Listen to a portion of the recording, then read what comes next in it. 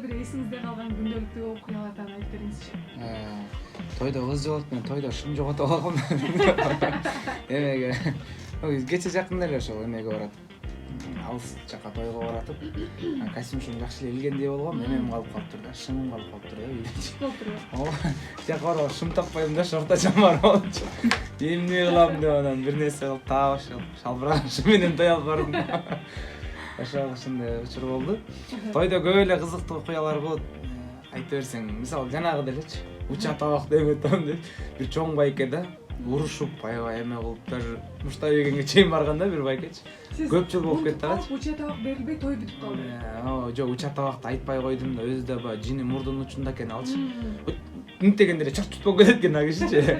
Бирок жакшы киши болчу да мындай. Ушундай адамдар болот го, бат кетип жиндеричи ушундай. Погода, тонун погодасындай болот элечи.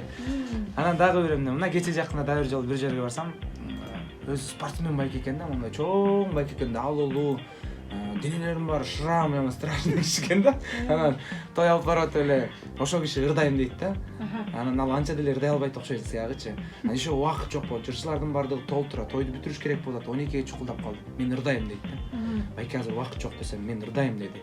Байке азыр убакыт жок, ырдай алганга болбойт байке азыр. Бул той эсин айтсам, той эсине да мен ырдайм деп, той эсине да характерин көргөзөт да. Бир малда так ырдап коем десем, эй бала, мен сени сыртка чыкканда денеңди трамба кылып коем деп атпайбы. Анан ушундай учурлар болот да. Ушундай учурларда деп таштап салгым келет да тамадасылыктычы. Бирок кайра жашаш керек да, ал эми